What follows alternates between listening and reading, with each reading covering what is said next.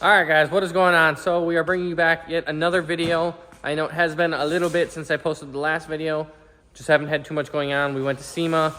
Now we're, 2 weeks back from SEMA, so we're starting to kick off some projects again. We had some small stuff last week, but this week we actually have something worth kind of showing you guys on YouTube and everything. So here we have a 2020 or something like that. I don't even remember exactly which one. 23. Jeep JL regardless. And we are putting on another Metalcoak lift kit. So our choice of brands is just Metalcoak for Jeeps. He's found the best luck with them. We might start dabbling in some other ones, but Best customer service. so he says best customer service. That's why he goes with them. But regardless, I don't remember. Are we doing 2.5, 3.5? 2.5. 2.5 inch. I think it's a game changer. I literally know nothing about it because he was dealing with it. But all I know is we're going to get to installing it here shortly. So as you guys can see, it comes with just basically the normal lift kit stuff. Bunch of brackets right there. Your springs. All of your control arms. Your shocks. I'm going to assume this is either track bar or panhard bar, one of the two. But yeah, then we have fenders and everything else, inner fender wells also going on this, so it'll be a pretty tricked out little Jeep when it's done.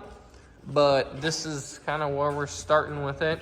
It's already got a few mods done, some wheels, some tires. Trying to make it look like an old school Jeep CJ. Yeah, so if any of you guys know the older stuff, I had personally I had a 98, but I really never got into Jeeps, so he always was into Jeeps. He was building them long before, back when they had like the CJ5 and everything. So he knows all the history behind most of these. He enjoys doing them, so I help him out with these. Like I said, it's got an aftermarket front bumper. Yeah, I'm struggling with words today. So we're just gonna help it get that little final touch on it.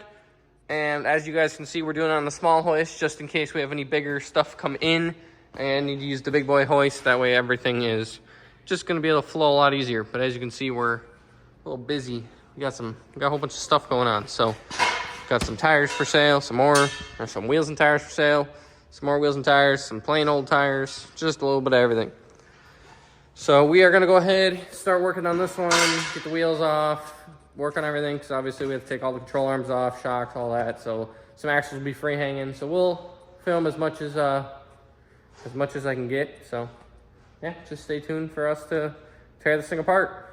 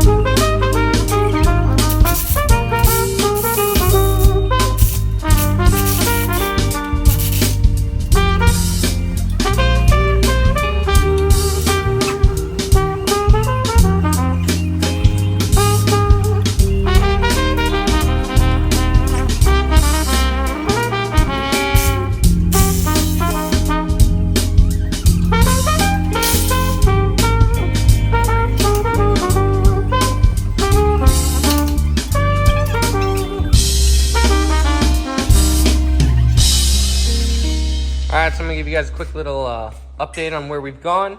So we took out the springs, loosened a bunch of stuff up. Now we are starting to replace the control arms. As you can see, he's already replaced the front lower on this side. We have the front upper, and then we have both the ones for that side over there. So we are getting it all set up. We had to measure these control arms. These control arms are adjustable. So we had to measure all of them to get them the proper length. And then we're just going to go through and continue working on it. But that is currently where we're sitting, is starting to throw in the control arms. So I figured I'd give you guys a quick update as he's moving along pretty quickly.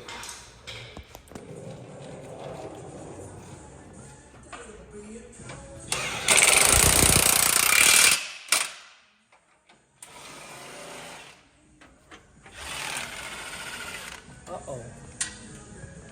What the hell's going on here?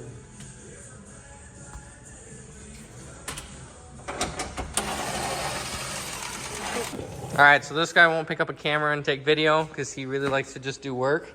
So we got most of the, well, actually almost all the suspension in, waiting on some parts for the front, so I'll get to that. The next step though is we are gonna be replacing these fenders and inner fender wells with Metalcoak fenders. I don't even know if they have a special name, but they're paint matched to this vehicle. So he is working on tearing this one all apart, starting with the inner fender well and working his way out. Now I'm gonna go around the vehicle while he goes back to work. And as you guys can see, I took a little bit of a video of it before, but control arms are all in, sway bar end links are in, new shocks are in, new springs are in, bump stops are in, panhard bar is in. He's having fun tearing shit apart. Welcome to working on Jeeps. We are currently waiting on front isolator pads for this Jeep. For some reason, it got missed in packing. I guess a few things are still becoming issue from COVID where things aren't fully packed and all these things. But either way, Metalcoak's taking really good care of us and getting them sent out, I believe, overnight. So whether they're overnight or a couple days, we'll just deal with what we got to deal with because we don't have a choice. But like I said, that's the only thing really holding us up front. So we had everything put together, but then we had to redo a few things anyways. So just going back through, again, we take off the front fenders, inner fenders, all of that jazz. This is only a 2.5-inch kit, so not everything's getting replaced, but for the most part, 99% of it is. But we are going to go ahead and tear apart all these fenders, and as we start putting them on, I will give you guys a little bit of an update. All right, guys, here's the Jeep all finished up. We have lift kit with the Fox shocks back here. It's a little dark outside, so I apologize if you guys can't see as well.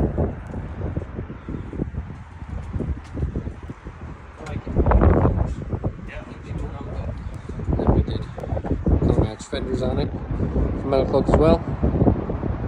All right, we're gonna. So it turned pretty good. Yeah. Thanks again. All right.